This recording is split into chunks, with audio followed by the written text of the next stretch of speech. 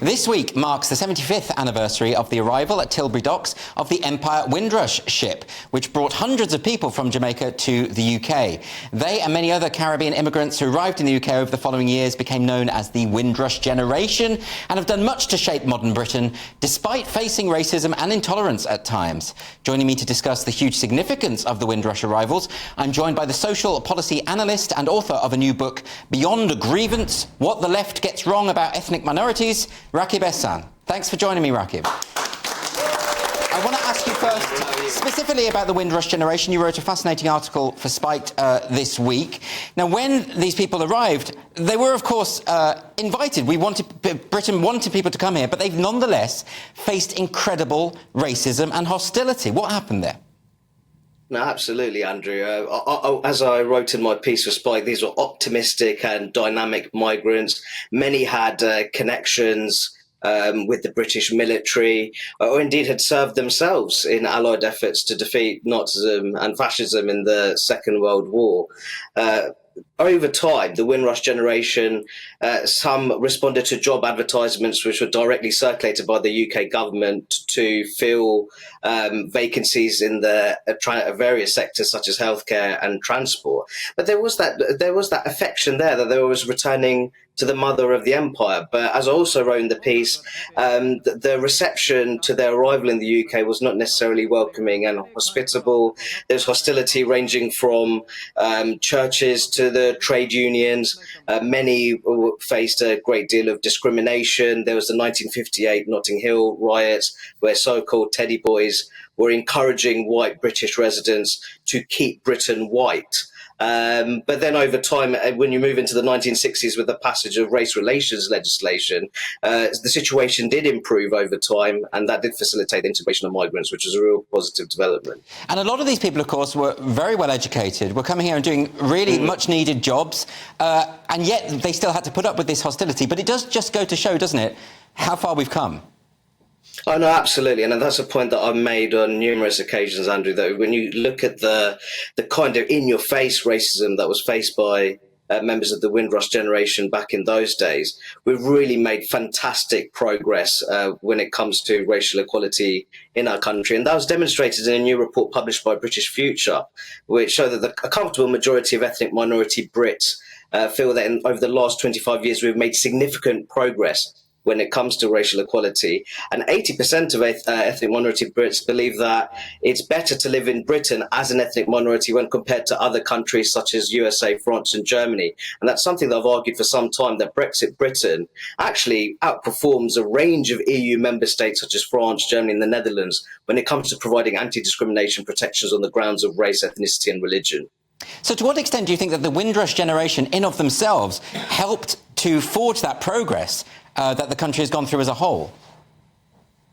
Well, I think that originally, when you look at the anti-racism movement, I think the anti-racism movement, by the way, it has truly lost its way in recent times, because much of it has brainlessly imported US racial identity politics. But back in the 1950s and 60s, you had legendary figures such as Salieri Constantine, who really did do fantastic work in terms of, fighting racial discrimination and pressing for legislation which would help the social, economic and political integration of ethnic and racial minorities living in this country. Now, things all seem to go a bit wrong a few years ago when Theresa May introduced this hostile environment policy, and this had a direct impact on some of the Windrush Generation. There were people who were told that they don't belong here, that they had to go back. Was this, you will recall, of course, this huge governmental error, but were critics right to interpret that as racism, or was that just incompetence? I think that when we look at the Windrush scandal, there's a great deal of administrative incompetence. But I think the issue that when you look at that in the broader context of the hostile environmental policy, I think that people ultimately, when they look at immigration, what they want. They want competence and they want it to be properly managed. I don't think that was the case when we look at the Windrush scandal, because ultimately we were looking at people who were being discriminated against, people who had provided a great deal of loyal service to the country, especially in sectors, as I said, in healthcare and transport.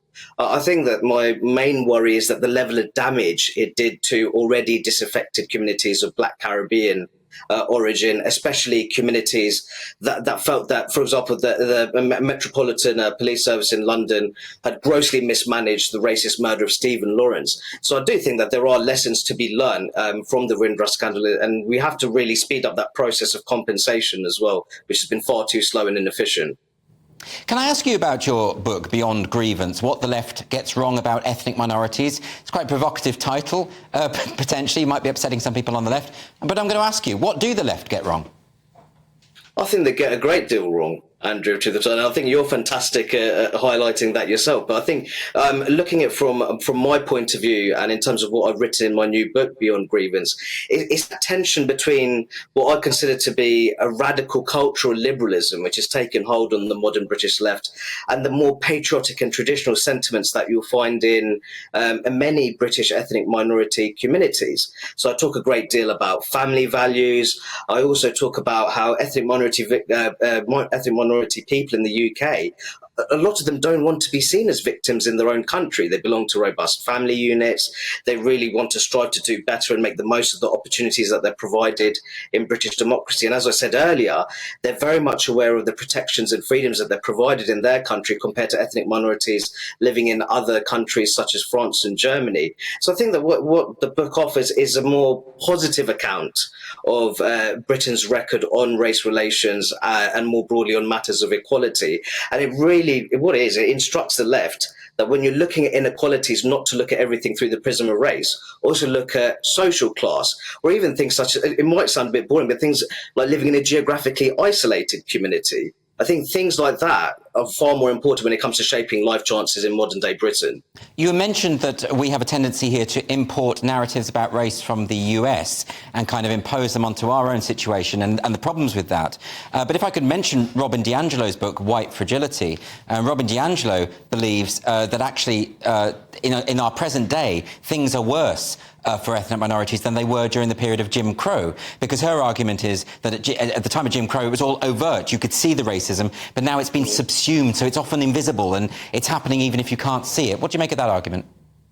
Well, I think in the British context, I make the point in the book, there's still improvements to be made. I talk about in the labour market that, names which are culturally distant sounding tend to fare worse than traditionally English sounding names, even when you control for work experience, skills and educational qualifications. I talk about having a more efficient and responsive healthcare system, which functions better in the face of having an ever diversifying population. I do talk about improving police community relations as well.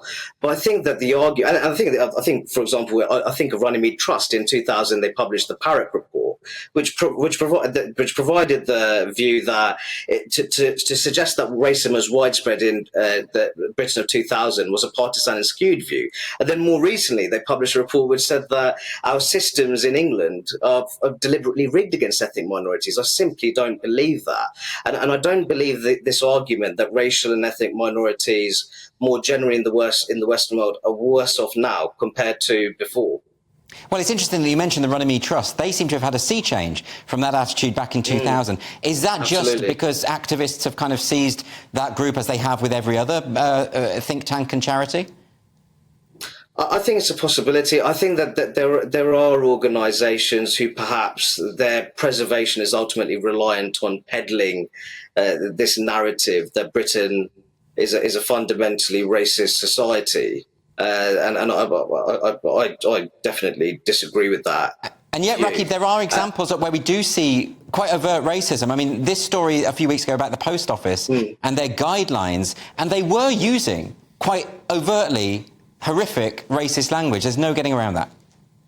Oh, no, absolutely. And I've even included it at the point in the book, for example, when you saw the blacklist being used to directly target members of the Gypsy and Traveller communities. So I do include episodes like that in the book. But I think that when you compare that to what I'd consider very aggressive forms of racial discrimination, when you're looking at violence, harassment, and intimidation, I do think that we've made significant strides from that. But as I say in the book, I don't think I look at Britain through rose-tinted spectacles.